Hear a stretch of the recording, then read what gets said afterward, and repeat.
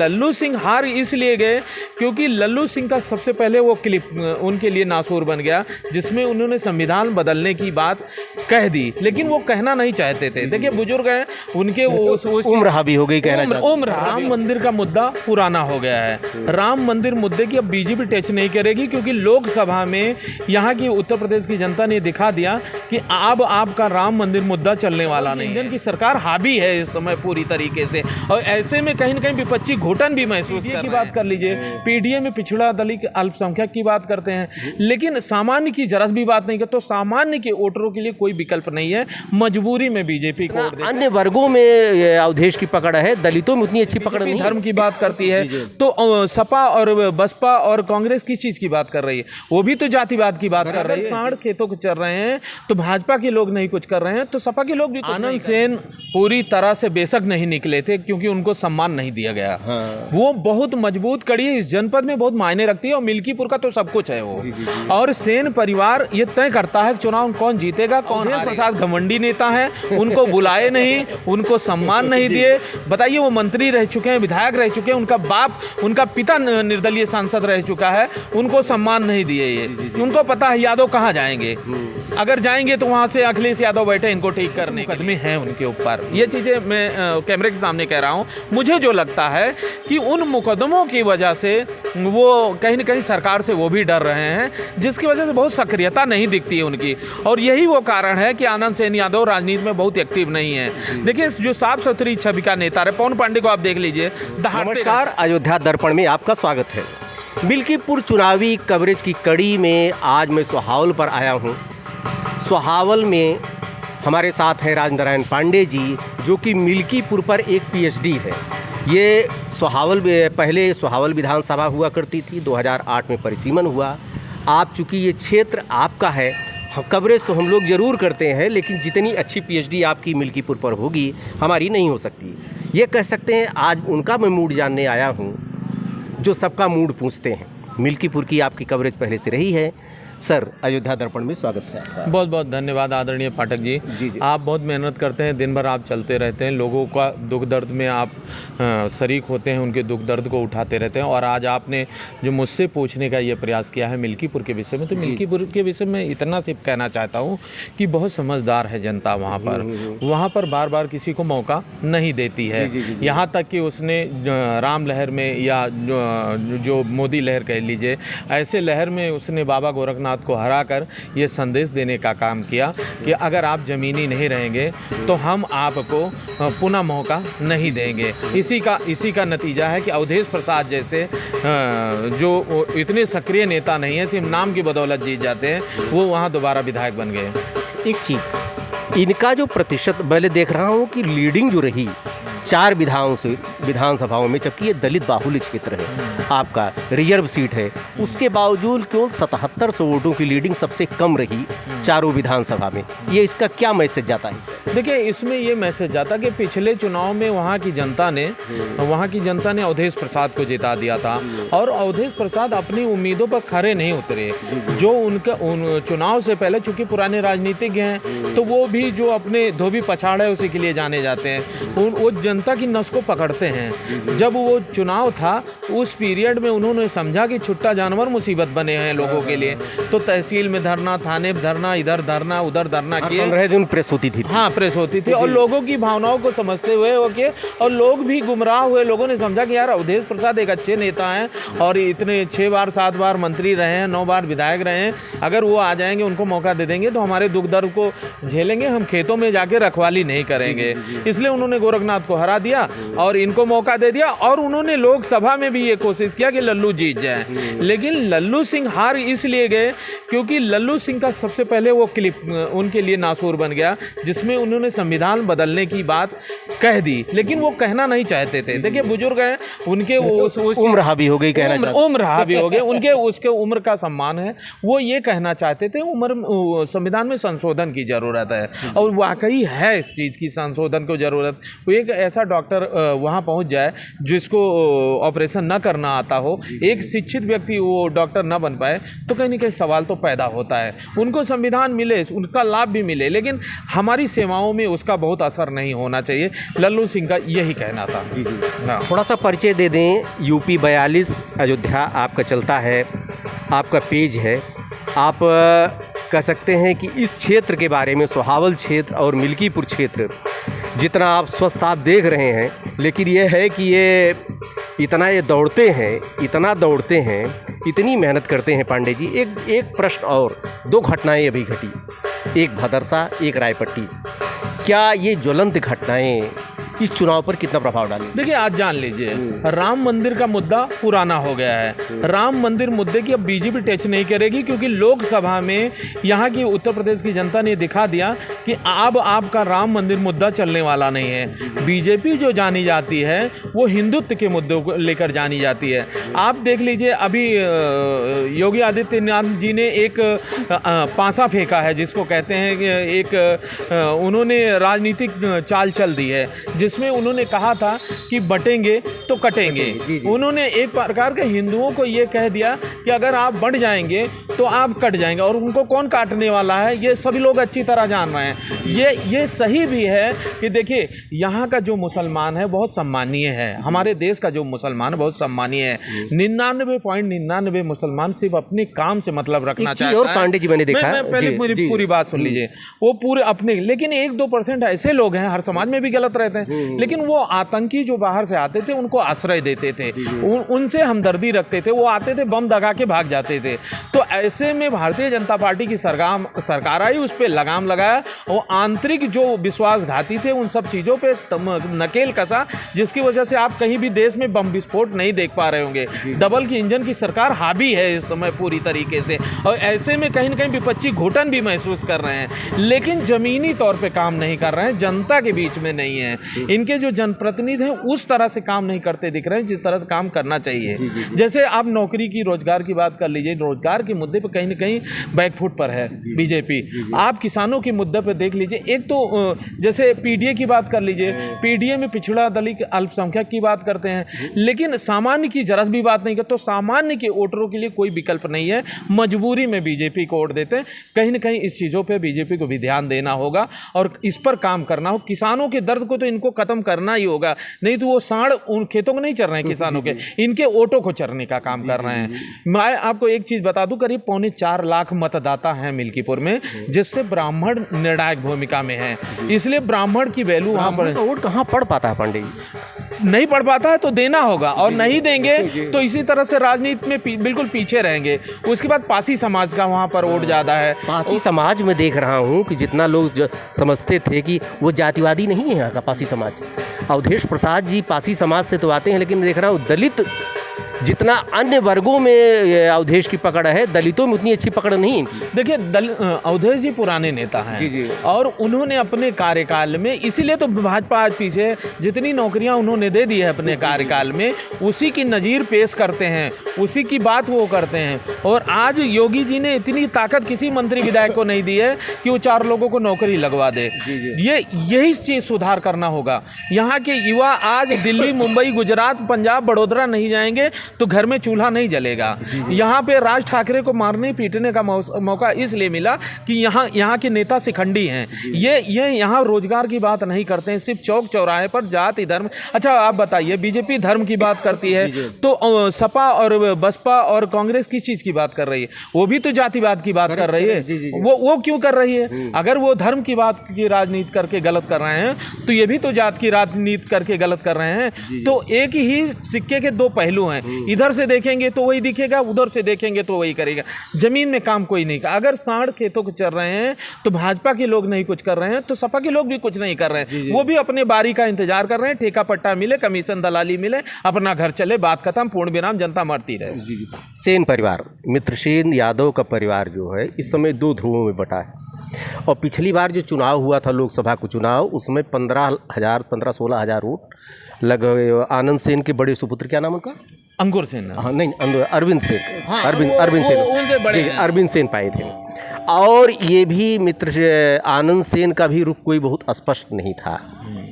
अब की बार क्या आपको लगता है कि सेन परिवार इस चुनाव में कितना उत्तरदायी होगा? देखिए, आनंद सेन पूरी तरह से बेशक नहीं निकले थे क्योंकि उनको सम्मान नहीं दिया गया। हाँ। वो बहुत मजबूत कड़ी है, इस जनपद में बहुत मायने रखती है और मिल्कीपुर का तो सब कुछ है वो। जी। और सेन परिवार ये तय करता है कि चुनाव कौन जीतेगा कौन हारेगा। लेकिन आनंद सेन यादव ने लोकसभा में भी गद्दारी नहीं की, उन्होंने परिवारवाद का साथ नहीं दिया, अपने भाई का साथ नहीं। ठीक है, वो उन मौकों पर उनके साथ खड़े थे, लेकिन राजनीति में बिल्कुल अलग हैं और पूरी तरह से अखिलेश यादव जी के प्रति ईमानदार हैं। उन्होंने लोकसभा में अगर वो चाह लेते तो बहुत कुछ हो सकता था, लेकिन जो ये 15-20 हज़ार इनको अरविंद सेन को वोट मिला है, अगर वो चाह लेते तो ये 70,000 80,000 का आंकड़ा ये पार कर लेते। लेकिन उन्होंने ऐसा कुछ भी नहीं किया। उन्होंने तटस्थ रहे, न्यूट्रल रहे पूरी तरीके से। अवधेश प्रसाद घमंडी नेता हैं, उनको बुलाए नहीं, उनको सम्मान नहीं दिए। बताइए, वो मंत्री रह चुके हैं, विधायक रह चुके हैं, उनका बाप, उनका पिता निर्दलीय सांसद रह चुका है, उनको सम्मान नहीं दिए। ये उनको पता है यादव कहाँ जाएंगे, अगर जाएंगे तो वहाँ से अखिलेश यादव बैठे इनको ठीक करने के लिए। लेकिन आनंद सेन यादव ने कहीं गलत नहीं किया।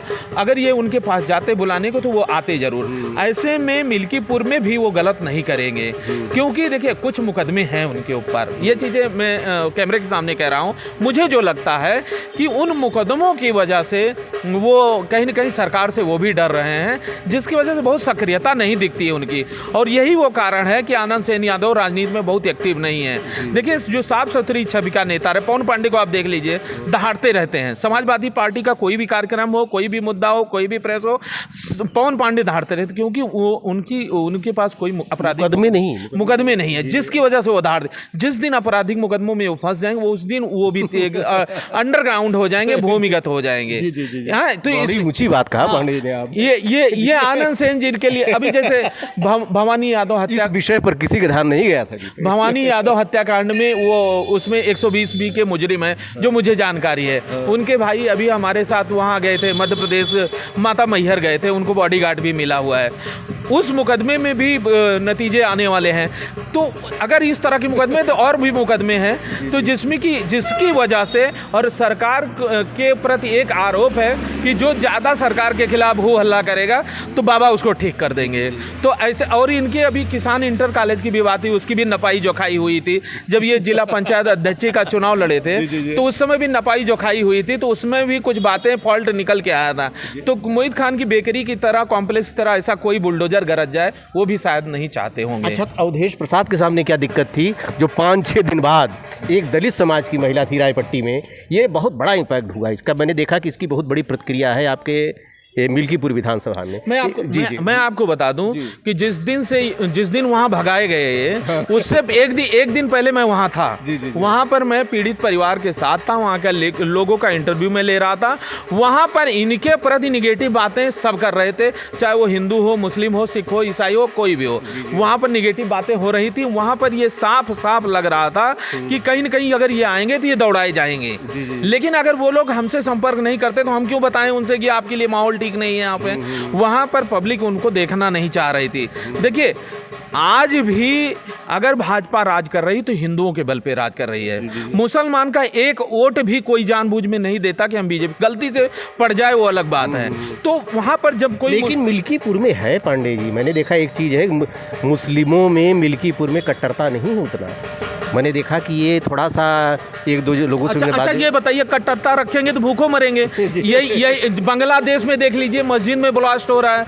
पाकिस्तान में मस्जिद में ब्लास्ट हो रहा है, वहाँ कोई हिंदू नहीं करने जा रहा है, वहाँ इनके ही समाज के लोग कर रहे हैं। यहाँ पर मैं योगी जी का और मोदी जी का कर्जा नहीं खाया हूँ, लेकिन उनके राज में कहीं ना कहीं मुसलमान सुरक्षित है। ये प्रदेश की एक भी घटना है आप बता दीजिए जिसमें मुसलमान प्रताड़ित हो रहा हो, मुसलमान पर कहीं अत्याचार हो रहा हो। आप सोहावल का देख लीजिए, अयोध्या जनपद का तुम रेप करोगे तो तुम तो साले जेल जाओगे। तुम्हारे घर पर बुलडोजर चल। अब ये बुलडोजर की बात करते हैं, कोई भी रेप का मैटर, बुलडोजर क्यों नहीं चल? अरे भाई, बुलडोजर आबादी पे नहीं चलता, बुलडोजर बाग पे नहीं चलता, बुलडोजर खेतौनी पे नहीं चलता, बुलडोजर खलिहान, गौचर, पश्चर, बंजर, इन चीज़ों पर चलता है। वो आबादी की भूमि पर, अभी साहबान की देखिए, वहाँ पर नाप जोख करने लेखपाल, कानून को, तहसीलदार सब गए थे, लेकिन उनको नहीं मिला। आबादी में उसका घर बना है, वहाँ बुलडोजर चला नहीं चला। जी। लेकिन ये लोग कहीं भी मैटर है, बुलडोजर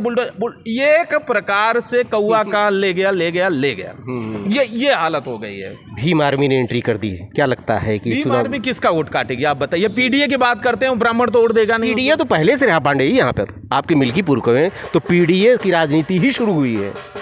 ये मित्र सेन यादव के समय से ही पीडीए चल रहा है। यहाँ के लिए पीडीए क्यों नहीं चाहिए? देखिए, आज का जो नया पीडीए है, आज का जो चंद्रशेखर रावण ने आके दलितों में एक उम्मीद जगाई है। आप समझिए बात को।